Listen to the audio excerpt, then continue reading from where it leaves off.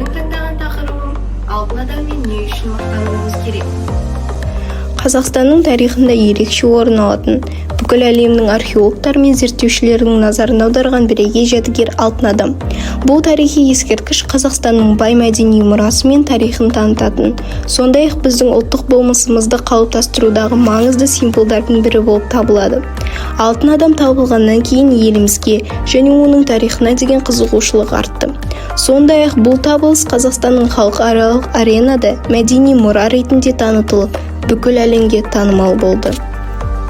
Алтын адамды зерттеу мақсаты. Алтын адамның табылуы және оның маңызы туралы жан-жақты түсінік беру, оның Қазақстан тарихындағы рөлін ашып көрсету, сонымен қатар алтын адамның мәдениет пен тарих үшін қандай құндылыққа ие екенін талдау болып табылады. Зерттеу барысында алтын адамның табылу тарихы, оның археологиялық маңызы, көшпелі қоғамның мәдениетіне қосқан үлесі және қазіргі Қазақстанның мәдени және ұлттық санасында алатын орны қарастырылады. Зерттеу міндеттері Қазақстан тарихында, мәдениетінде, мәдени археологиясында ерекше маңызға ие деңгейде танылады. Ғылыми зерттеулер ұлттың мәдени және рухани зерттеушілердің назарын аударды. Бұл таңғажайып археологиялық табылыс Қазақстанның тарихи мұрасының бір бөлшегі ретінде ғана емес, бүкіл әлемдік мәдениет үшін үлкен құндылық болып табылады. Алтын адамның табылуы және оның Қазақстан тарихындағы орны туралы әңгіме қозғағанда, біз ұлттық сананы қалыптастыруда, мәдени мұраны сақтауда, археологиялық зерттеулер мен тарихты тереңірек білу үшін ерекше орын алатын мәнге ие екендігін түсінеміз. Алтын адам Қазақстанның ежелгі тарихын бейнелейтін жәдігер ғана емес, ол біздің ұлттық болмысымыздың, мәдениетіміздің және бай мұрамыздың көрсеткіші болып табылады.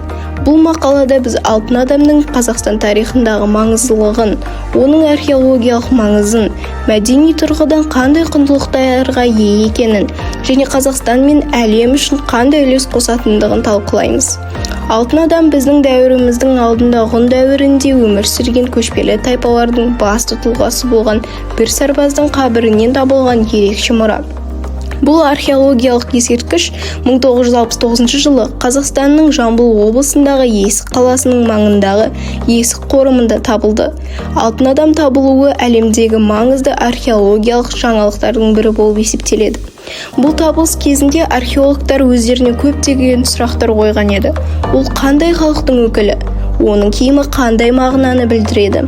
Алтын адамның табылуы Қазақстанның және бүкіл Орта Азияның тарихын зерттеу үшін жаңа көзқарастар мен мүмкіндіктер ұсынды. Әсіресе табылған алтын әшекейлер мен зергерлік бұйымдар, оның үстіне жекеленген жәдігерлік артефактілер мәдениет тарихында жаңа мәліметтер ашты. Алтын адам Қытай, Грекия, Индия және де басқа елдермен байланыста болған. Ұлы жібек жолы бойында қалыптасқан маңызды көшпелі халықтардың өкілі екендігін көрсетті. Оның киімінің құрамында түрлі материалдар мен заттар бар. Соның ішінде алтын әшекейлер, күміс, қола бұйымдар мен моншақтар кездеседі. Бұл бұйымдар көшпелі мәдениеттің жоғары деңгейін және олардың әлеммен байланыстығын айқын көрсетеді. Алтын адамды табу арқылы көшпелі халықтардың өмір салты мен мәдениетін жақсы түсінуге мүмкіндік туды. Алтын адамды зерттеу барысында археологтар осы уақыттағы көшпелі қоғамның ерекшеліктері мен мәдениетін жан-жақты зерттеуге мүмкіндік алды. Көшпелі халықтар көбінесе мал шаруашылығымен айналысып, көшіп-қонып өмір сүрді. Олар өздерінің көркем өнері мен қол өнерін жоғары деңгейде дамытқан. Алтыннан және басқа да бағалы металдардан жасалған бұйымдар мен зергерлік әшекейлерді кеңінен қолданған. Алтын адамның табылған бұйымдары осы дәуірдегі көшпелі халықтардың көркем өнерін, өнер туындыларын және діни наным сенімдерін сипаттайды. Мысалы, алтын адамның үстіндегі алтын белбеу мен зергерлік әшекейлер оның әлеуметтік мәртебесін көрсетеді. Сонымен қатар бұлардың құрамында жануарлар мен мифтік бейнелердің суреттері бар. Бұл сол кездегі көшпелі қоғамның дүниетанымын көрсетеді. Көшпелі қоғамда діни наным сенімдер үлкен рөл атқарған. Ал алтын адамның үстіндегі әшекейлер мен оның қабірінен табылған басқа да заттар діни тұрғыдан маңызды болған болуы мүмкін. Мысалы, алтын әшекейлердің қабірінде күннің, айдың және жұлдыздардың бейнелері кездеседі. Бұл көне халықтардың аспан әлеміне деген сенімдерін көрсетеді. Алтын адам Қазақстанның мәдени және тарихи мұрасында ерекше орын алады. Оның табылуы Қазақстан халқының ұлттық санасының қалыптасуына үлкен әсер етті. Тарихи тұрғыдан қарағанда алтын адам біздің бабаларымыздың жоғарғы мәдениетін, өнерін және өмір салтын көрсетеді. Сонымен қатар бұл археологиялық ескерткіш Қазақстанның әлемдегі мәдени мұралар қатарындағы орнын нығайтуға және ұлттық мақтанышты арттыруға мүмкіндік берді. Алтын адамның табылуы Қазақстанның тәуелсіздігін жариялағаннан кейінгі кезеңде ұлттық бірегейлік пен мәдени мұраның маңызды символына айналды. Бұл жәдігер Қазақстан халқына өз тарихы мен мәдениетіне деген мақтаныш сезімін ұялатты. Сонымен қатар ұлттық тарихи мұраны сақтауға және зерттеуге үлкен қызығушылық тудырды. Алтын адам Қазақстанның халықаралық аренада танымал болуына септігін тигізді. Әлемдік деңгейде Қазақстанның мәдени мұрасы туралы айтқанда, алтын адам ең бірінші еске түсетін ескерткіштердің бірі болып табылады. Бұл жәдігер Қазақстанның тарихын, мәдениетін және бай мұрасын зерттеуге бағытталған халықаралық жобалардың маңызды элементіне айналды. Сақтар мен гректер ежелгі дүниенің маңызды халықтарының бірі болып табылады. Екі халықтың мәдениеті, тарихи және тұрмысын зерттеу, олардың өзара байланысы мен ерекшеліктерін қарастыру сол замандағы саяси және мәдени процестерді терең түсінуге мүмкіндік береді. Сақтар ежелгі дәуірдің ортасында Орта Азия мен Қазақстан аумағында өмір сүрген көшпелі халықтар. Олар көбінесе мал шаруашылығымен айналысқан. Бірақ сол уақыттағы көшпелі мәдениеттердің бірі ретінде жоғары деңгейде өнер, дін және қоғамды ұйымдастыру жөніне ие болды. Сақтардың тарихы біздің дәуірімізге дейін бірінші мыңжылдықтың ортасына дейін созылады. Сақтардың негізгі тұрмыс тіршілігі мал шаруашылығы мен аңшылық болды. Олар қолөнер мен зергерлік бұйымдар жасауда жоғары шеберлікке жеткен халық болып саналады. Сонымен қатар сақтар өте бай мәдени мұра қалдырған халықтар болды. Олардың діни нанымдары мен ғұрыптары әсіресе жерасты бейіттерінде табылған заттар арқылы кеңінен зерттеледі. Гректер ежелгі Грецияда өмір сүрген халық. Грек мәдениеті әсіресе философия, әдебиет, өнер мен ғылым саласында үлкен жетістіктерге жетті. Грек полистерінің әртүрлі әлеуметтік құрылымдары мен басқару жүйелері сақтардан өзгеше болды. Гректер қалалық өмірге бейімделген халық еді. Олар өздерінің демократиялық жүйесі, театр өнері, философиясы және ғылыми зерттеулері арқылы әлемге әсер етті. Ежелгі Грецияның негізгі қалалары Афины, Спарта, Коринф және басқа да полистер ерекше мәдени және саяси орталықтар болды. Гректердің өркениеті әлемдік тарихта маңызды із қалдырды. Сақтардың әлеуметтік құрылуы негізінен көшпелі өмір салтына байланысты қалыптасқан болатын.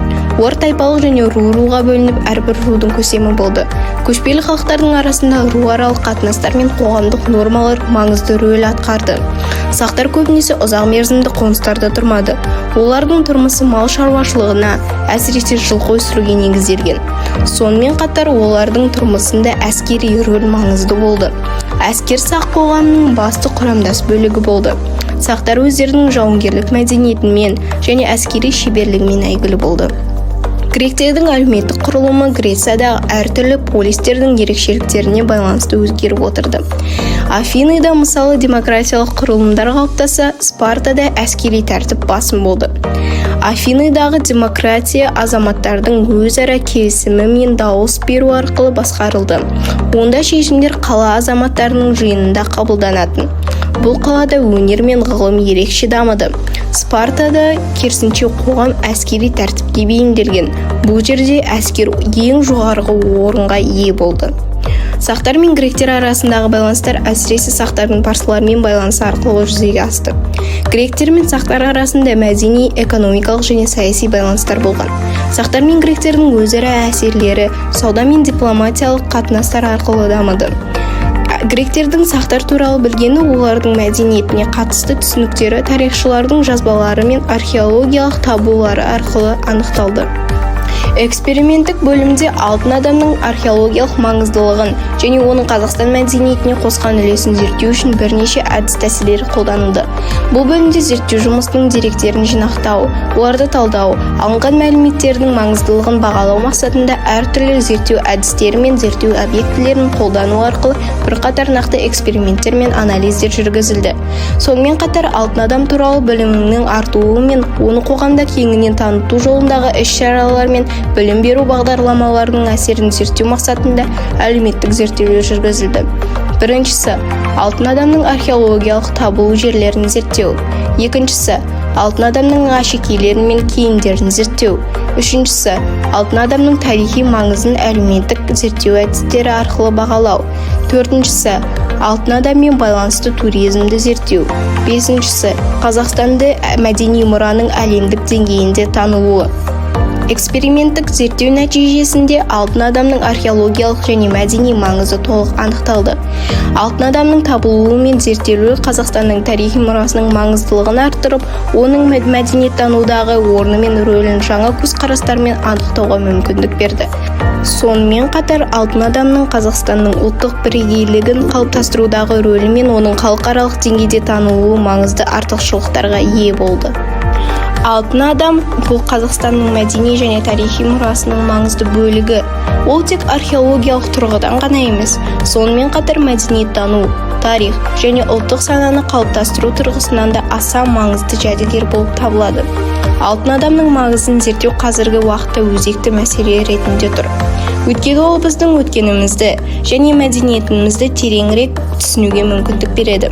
Зерттеу барысында алтын адамның археологиялық және мәдени маңызы, оның көшпелі халықтардың мәдениетіне қосқан үлесі, сонымен қатар Қазақстанның ұлттық санасын қалыптастырудағы орны кеңінен қарастырылады. Сақтар мен гректер өз дәуірінің көрнекті халықтары, олардың мәдениеті мен тарихы әлем өркениетіне үлкен әсер қалдырды. Ежелгі сақтар мен гректердің өмір салты, әлеуметтік құрылымы, діні, соғыс өнері мен мәдениетіндегі көптеген ерекшеліктері бар. Алайда олардың бір-біріне тигізген әсерлері мен байланыстары да маңызды болып табылады.